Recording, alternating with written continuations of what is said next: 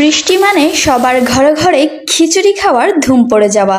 এবং আজ আমি বানিয়েছি নরম খিচুড়ি, পাতলা খিচুড়ি বা লাটকা খিচুড়ি, যে যেটাই বলেন না কেন। সাথে রয়েছে মুরগির মাংসের পাতলা ঝোল। চলেন রান্নায় যাওয়া যাক। শুরুতেই 800 গ্রামের মতো মুরগির মাংস পরিষ্কার করে নিয়ে এর সাথে দিয়েছি হাফ কাপ পেঁয়াজ কুচি, 1 টেবিল চামচ উঁচু করে রসুন বাটা, 1 টেবিল চামচ আদা বাটা, স্বাদ মতো লবণ, 1 টেবিল চামচ হলুদ গুঁড়া, 1.5 টেবিল চামচ জিরা ধনিয়া গুঁড়ো, 1 টেবিল চামচ গরম মশলা এবং 4 টেবিল চামচের মতো সয়াবিন তেল দিয়ে সবকিছু খুব ভালোভাবে মাখিয়ে নিয়েছি। আজকের মাংসটা আমি কিন্তু মাখানোই রান্না করব।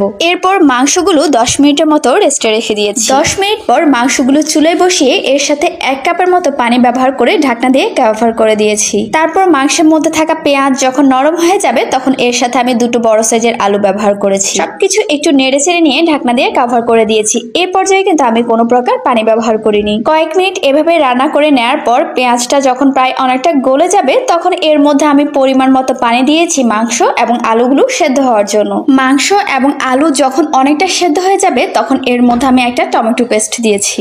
আবারও সবকিছু মিশিয়ে নিয়ে ঢাকনা দিয়ে কভার করে দিয়েছি এবং সবশেষ মাংসের গ্রেভিটা যখন ঘন হয়ে আসবে তখন এর মধ্যে আমি কয়েকটা কাঁচামরিচ দিয়ে রান্নাটা কমপ্লিট করে নিয়েছি। খুবই কম তেলে রান্না করা এই মুরগির মাংস আমাদের স্বাস্থ্যের জন্য যেমন ভালো তেমনি এটা খেতেও কিন্তু খুবই দারুণ হয়।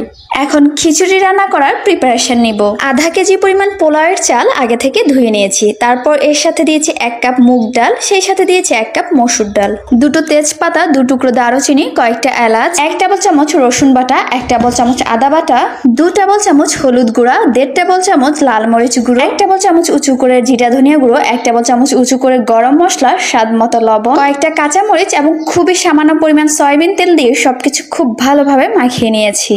এরপর যে পরিমাণ চাল এবং ডাল ব্যবহার করেছি তার দ্বিগুণ পরিমাণ পানি ব্যবহার করেছি। চাল এবং ডাল প্রায় অনেকটা সেদ্ধ হয়ে গেছে, তবে এ পর্যায়ে আমার পানি একটু কম মনে হয়েছে, তাই সেজন্য আমি আরো 1 কাপ পরিমাণ গরম পানি ব্যবহার করেছি। যেহেতু এটা নরম খিচুড়ি হবে তাই চাল এবং ডাল সেদ্ধ হওয়ার পর আমি চেষ্টা করেছি এটা আধ ভাঙা করে দিতে। আমাদের খিচুড়ির চাল এবং ডাল ভালোভাবে সেদ্ধ হয়ে গিয়েছে এবং এটা যথেষ্ট পরিমাণ নরম রয়েছে। এখন বাগার দিতে হবে। কিছুটা সয়াবিন তেল দিয়ে এর মধ্যে 3টে শুকনো মরিচ এবং কিছু পেঁয়াজ কুচি দিয়েছি। এই পর্যায়ে পেঁয়াজটা বাদামি হয়ে আসা পর্যন্ত অনবরত নেড়েচেড়ে ভেজে নিতে হবে। পেঁয়াজটা বাদামি হয়ে গেলে খিচুড়ির সাথে দিয়ে ভালোভাবে মিশিয়ে নিয়েছি। আমি জানি খিচুড়ি সবাই রান্না করতে জানে, তবে এভাবে একবার খিচুড়ি এবং মুরগি মাংসের ঝোলটা রান্না করে দেখবেন, খেতে খুবই দারুণ লাগে। এরকম বেপরোয়া বৃষ্টির দিনে গরম গরম নরম এই খিচুড়ি সাথে মাংসের ঝোল হলে আর কি বাঁচায় বলেন। সোজা প্লেট নিয়ে বসে পড়লাম, সাথে 1 টুকরো লেবু এবং একটা কাঁচামরিচ। আহ, যেন অমৃত। আচ্ছা, এই বেপরোয়া বৃষ্টিতে আপনি যদি এখনো খিচুড়ি বানিয়ে না খেয়ে থাকেন তবে এই রেসিপি ফলো করে জলদি জলদি নরম খিচুড়ি বানিয়ে নিতে পারেন। তো পরবর্তীতে আপনি আমার হাতের কোন রান্নাটা দেখতে চান কমেন্টে জানাতে পারেন। অবশ্যই দেখা হবে নতুন কোনো ভিডিওতে। ততদিন পর্যন্ত সবাই ভালো থাকুন, সুস্থ থাকুন। আল্লাহ হাফিজ।